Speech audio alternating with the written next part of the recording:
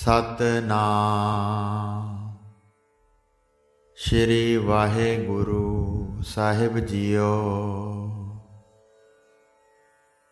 परम सन्मानियो गुरुरू गुरु खालसा साध संगत जी, वाहिगुरु जी का खालसा वाहिगुरु जी की फतेह। सीस वड्डे कर बैसण दीजै, विण सिर सेव करीजै। सीस जो हंकार है उसनू दूर करके बैठण लई जगह दईए ਅਤੇ ਬਿਨਾਂ ਹੰਕਾਰ ਰੂਪੀ ਸਿਰ ਦੇ ਸੇਵਾ ਕਰੀਏ। ਇੱਕ ਸ਼ਾਹੂਕਾਰ ਬਹੁਤ ਵੱਡਾ ਧਨੀ ਸੀ। ਉਸ ਦੇ ਘਰ ਸੁਭਾਗ ਪੁੱਤਰ ਸੀ, ਸੋ ਸਦਾ ਹੀ ਪਿਓ ਦੇ ਕਹੇ ਅਨੁਸਾਰ ਚੱਲਦਾ ਸੀ।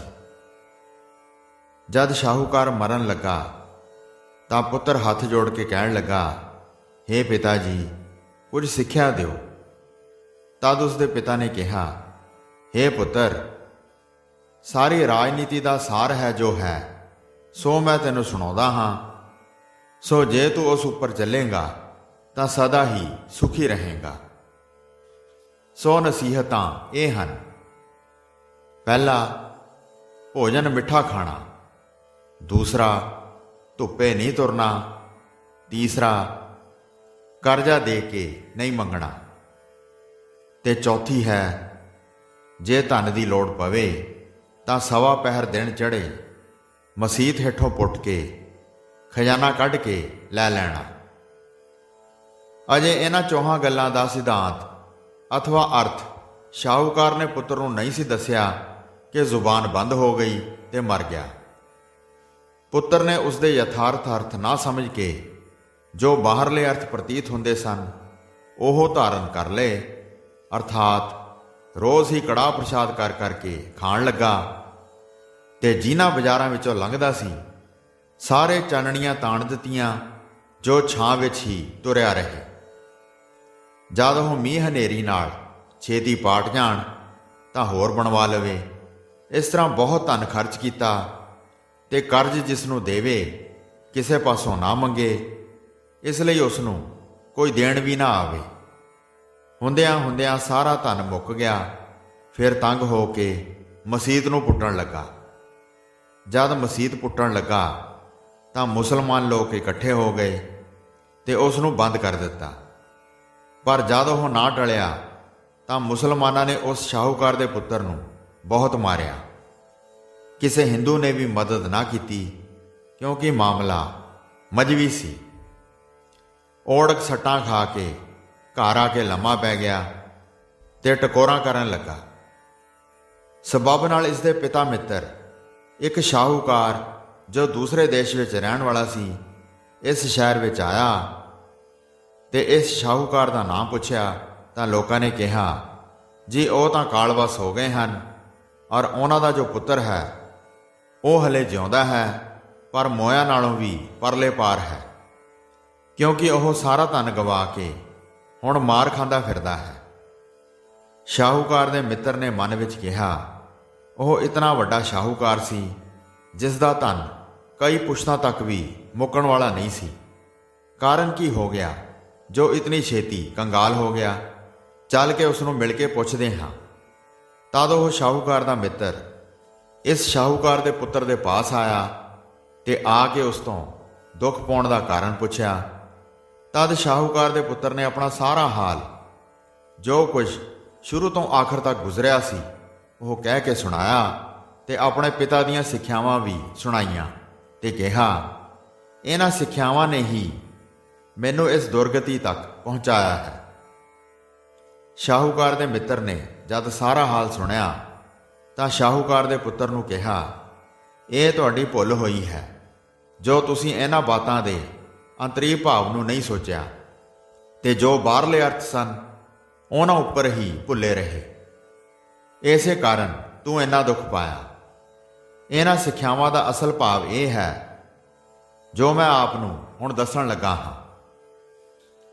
ਪਹਿਲੇ ਜੋ ਤੇਰੇ ਪਿਤਾ ਨੇ ਇਹ ਕਿਹਾ ਕਿ ਮਿੱਠਾ ਖਾਣਾ, ਸੋ ਇਸ ਦਾ ਮਤਲਬ ਇਹ ਸੀ ਕਿ ਜਦ ਚੰਗੀ ਤਰ੍ਹਾਂ ਭੁੱਖ ਲੱਗੇ ਤਦ ਖਾਣਾ, ਕਿਉਂਕਿ ਭੁੱਖ ਵੇਲੇ ਜੋ ਖਾਧਾ ਜਾਏ ਉਹ ਸਵਾਦੀ ਹੁੰਦਾ ਹੈ। ਦੂਸਰਾ, ਜੋ ਛਾਵੇਂ ਚੱਲਣਾ ਕਿਹਾ ਸੀ, ਸੋ ਇਹ ਮਤਲਬ ਸੀ ਕਿ ਸੂਰਜ ਤੋਂ ਪਹਿਲਾਂ ਹੱਟੀ ਪਹੁੰਚ ਜਾਣਾ ਔਰ ਸੂਰਜ ਛਿਪੇ ਹੱਟੀਓਂ ਘਰ ਨੂੰ ਆਉਣਾ, ਅਰਥਾਤ ਦਿਨ ਦੀ ਧੁੱਪ ਤੋਂ ਬਚੇ ਰਹਿਣਾ। ਤੀਸਰਾ, ਜੋ ਇਹ ਕਿਹਾ ਕਿ ਕਰਜ਼ਾ ਦੇ ਕੇ ਕਿਸੇ ਤੋਂ ਮੰਗਣਾ ਨਹੀਂ, ਇਸ ਦਾ ਇਹ ਮਤਲਬ ਸੀ ਕਿ ਜਿਸ ਨੂੰ ਕਰਜ਼ਾ ਦੇਣਾ ਉਸ ਪਾਸੋਂ ਜੇਵਰ ਰੱਖ ਲੈਣਾ ਅਥਵਾ ਕੋਈ ਹੋਰ ਚੀਜ਼ ਗਿਰਵੀ ਰੱਖ ਲੈਣੀ ਤਾਂ ਦੇਣਾ, ਬਿਨਾਂ ਚੀਜ਼ ਰੱਖੇ ਦੇ ਬਿਲਕੁਲ ਨਾ ਦੇਣਾ।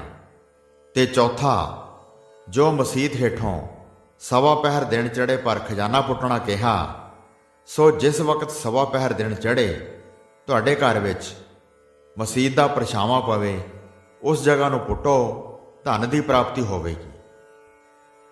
ਦੂਸਰੇ ਦਿਨ ਜਦ ਸ਼ਾਹੂਕਾਰ ਦੇ ਪੁੱਤਰ ਦੇ ਘਰ ਵਿੱਚ ਮਸੀਤ ਦਾ ਪਰਛਾਵਾਂ ਆਇਆ ਤਾਂ ਉੱਥੋਂ ਪੁਟਾਉਣਾ ਆਰੰਭ ਕੀਤਾ।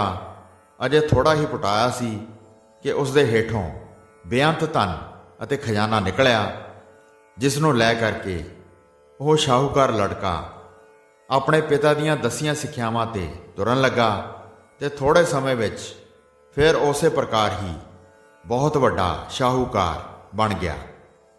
ਸੋ ਸਾਧ ਸੰਗਤ ਜੀ, ਇਸ ਸਾਖੀ ਦਾ ਤਾਤਪਰਿਆ ਇਹ ਹੈ ਕਿ ਜਿਸ ਤਰ੍ਹਾਂ ਸ਼ਾਹੂਕਾਰ ਦੇ ਬਚਨਾਂ ਦਾ ਪ੍ਰਤੱਖ ਅਰਥ ਹੋਰ ਸੀ ਔਰ ਅੰਤਰ ਭਾਵ ਹੋਰ ਸੀ, ਇਸੇ ਪ੍ਰਕਾਰ ਇੱਥੇ ਅੱਖਰਾਂ ਦਾ ਅਰਥ ਹੋਰ ਹੈ ਪਰ ਅੰਤਰੀ ਭਾਵ ਸੀਸ ਵੱਢਣ ਦਾ ਹੰਕਾਰ ਦੀ ਨਿਵਰਤੀ ਵਿੱਚ ਹੈ, ਅਰਥਾਤ ਸਾਨੂੰ ਨਿਰਅਭਿਮਾਨ ਹੋ ਕੇ ਸੇਵਾ ਕਰਨੀ ਚਾਹੀਦੀ ਹੈ।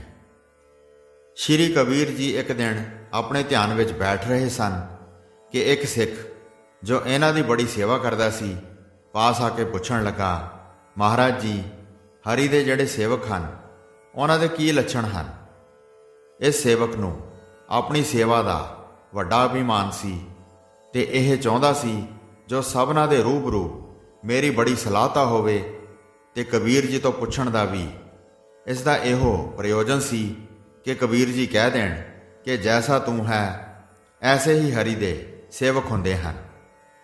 ਕਬੀਰ ਜੀ ਉਸ ਦੇ ਅੰਤਰ ਦੀ ਬਾਤ ਨੂੰ ਸਮਝ ਗਏ ਤੇ ਕਹਿਣ ਲੱਗੇ ਕਿ ਸੇਵਕ ਨਿਰਅਭਿਮਾਨ ਹੋਣਾ ਚਾਹੀਦਾ, ਅਰਥਾਤ ਆਪ ਗਵਾਈਆ ਤਾਂ ਸੌ ਪਾਈਆ। ਆਪਣਾ ਹੰਕਾਰ ਜੋ ਗਵਾਵੇ ਸੋ ਹਰੀ ਸੇਵਕ ਹੋ ਸਕਦਾ ਹੈ ਔਰ ਉਸ ਦਾ ਬੜਾ ਦਰਜਾ ਹੈ। ਇਹ ਸੁਣ ਕੇ ਅਭਿਮਾਨੀ ਸੇਵਕ ਨੇ ਕਿਹਾ, ਭਲਾ ਜੀ, ਜੇਕਰ ਰਸਤੇ ਦੇ ਰੋੜਿਆਂ ਵਾਂਗ ਨਿਮਾਣੇ ਹੋ ਰਹੀਏ, ਅਰਥਾਤ ਹਰੇਕ ਦੇ ਪੈਰਾਂ ਤਲੇ ਰਹੀਏ, ਤਾਂ ਪਰਮਾਤਮਾ ਦੇ ਸੇਵਕ ਹੋ ਸਕੀਦਾ ਹੈ। ਇਹ ਸੁਣ ਕੇ ਕਬੀਰ ਜੀ ਨੇ ਕਿਹਾ, ਭਾਈ ਕਬੀਰ ਰੋੜਾ ਹੁਆ ਤਾਂ ਕਿਆ ਭਇਆ, ਪੰਥੀ ਕੋ ਦੁੱਖ ਦੇ। ਜੇਕਰ ਰੋੜਾ ਹੋ ਜਾਏਗਾ ਤਾਂ ਕੀ ਬਣਾ ਲਵੇਂਗਾ, ਸਗੋਂ ਰਾਹੀਆਂ ਦੇ ਪੈਰਾਂ ਵਿੱਚ ਚੁੱਭ ਕੇ ਦੁੱਖ ਹੀ ਦੇਵੇਂਗਾ। ਤਦ ਅਭਿਮਾਨੀ ਸੇਵਕ ਨੇ ਕਿਹਾ, ਭਲਾ ਜੀ, ਤੁਹਾਡੇ ਹਿਸਾਬ ਐਸਾ ਤੇਰਾ ਦਾਸ ਹੈ ਜਿਉਂ ਧਰਨੀ ਮੈਂ ਖੇ, ਮਿੱਟੀ ਖੇ ਬਣ ਜਾਈਏ ਤਾਂ ਚੰਗਾ ਹੈ। ਤਦ ਸ਼੍ਰੀ ਕਬੀਰ ਜੀ ਨੇ ਫਰਮਾਇਆ, ਕਬੀਰ ਖੇ ਹੋਈ ਤੋ ਕਿਆ ਭਇਆ, ਜੋ ਉੱਡ ਲਾਗੈ ਅੰਗ। ਜੇਕਰ ਖੇ ਹੋ ਗਈ ਤਾਂ ਵੀ ਕਿਆ ਫਾਇਦਾ ਹੈ। ਜਦ ਲੋਕ ਤੁਰਦੇ ਹਨ ਤਾਂ ਉੱਡ ਉੱਡ ਕੇ ਕੱਪੜਿਆਂ ਅਥਵਾ ਸਰੀਰ ਤੇ ਘੱਟਾ ਪੈਂਦਾ ਹੈ। ਇਸ ਲਈ ਖੇ ਬਣਨ ਨਾਲ ਵੀ ਹਰੀ ਦੇ ਸੇਵਕ ਨਹੀਂ ਬਣ ਸਕੀਦਾ। ਤਾਂ ਅਭਿਮਾਨੀ ਸੇਵਕ ਨੇ ਕਿਹਾ, ਹਰ ਜਨ ਐਸਾ ਚਾਹੀਏ ਜਿਉਂ ਪਾਣੀ ਸਰਬੰਗ। ਜੀ, ਜੇਕਰ ਪਾਣੀ ਵਾਂਗੂ ਕੋਮਲ ਸੁਭਾਅ ਬਣ ਜਾਈਏ, ਅਰਥਾਤ ਪਾਣੀ ਨੂੰ ਭਾਵੇਂ ਕਿਤੇ ਵਰਤ ਲਓ, ਸਭ ਨੂੰ ਮਦਦ ਦੇ ਦੇਵੇਗਾ, ਆਪਣਾ ਆਪ ਕੁਝ ਨਾ ਜਣਾਵੇਗਾ। ਜੇ ਮਿੱਠੇ ਵਿੱਚ ਪਾ ਦਿਓ ਤਾਂ ਮਿੱਠਾ, ਤੇ ਜੇ ਕੌੜੇ ਵਿੱਚ ਪਾ ਦਿਓ ਤਾਂ ਕੌੜਾ ਹੋ ਜਾਂਦਾ ਹੈ। ਇਸੇ ਤਰ੍ਹਾਂ ਜੇ ਸੇਵਕ ਬਣ ਜਾਵੇ ਤਾਂ ਠੀਕ ਹਰ ਦਾ ਰੂਪ ਹੋ ਸਕਦਾ ਹੈ ਕਿ ਨਹੀਂ। ਇਸ ਤੇ ਕਬੀਰ ਜੀ ਨੇ ਕਿਹਾ, ਕਬੀਰ ਪਾਣੀ ਹੁਆ ਤਾਂ ਕਿਆ ਭਇਆ, ਸੀਰਾ ਤਾਤਾ ਹੋਏ। ਜੇਕਰ ਪਾਣੀ ਵੀ ਹੋ ਗਿਆ ਤਦ ਵੀ ਕਿਹਾ ਹੈ, ਕਦੇ ਗਰਮ ਹੁੰਦਾ ਹੈ ਔਰ ਕਦੇ ਸਰਦ ਹੁੰਦਾ ਹੈ, ਅਰਥਾਤ ਸਿਆਲ ਦੀ ਬਹਾਰੇ ਪਾਣੀ ਦੇ ਨੇੜੇ ਟੁਕਣਾ ਵੀ ਪਾਪ ਮਲੂਮ ਹੁੰਦਾ ਹੈ। ਸੋ ਪਾਣੀ ਵੀ ਹਰ ਦੇ ਸੇਵਕ ਦਾ ਦਰਜਾ ਨਹੀਂ ਲੈ ਸਕਦਾ।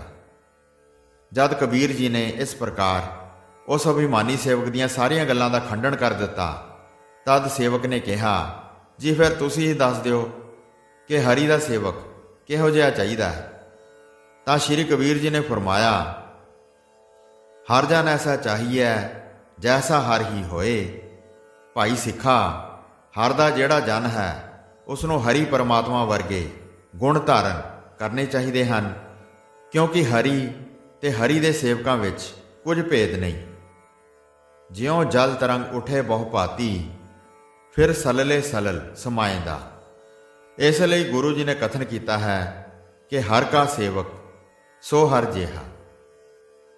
ਵਾਹਿਗੁਰੂ ਜੀ ਕਾ ਖਾਲਸਾ, ਵਾਹਿਗੁਰੂ ਜੀ ਕੀ ਫਤਿਹ।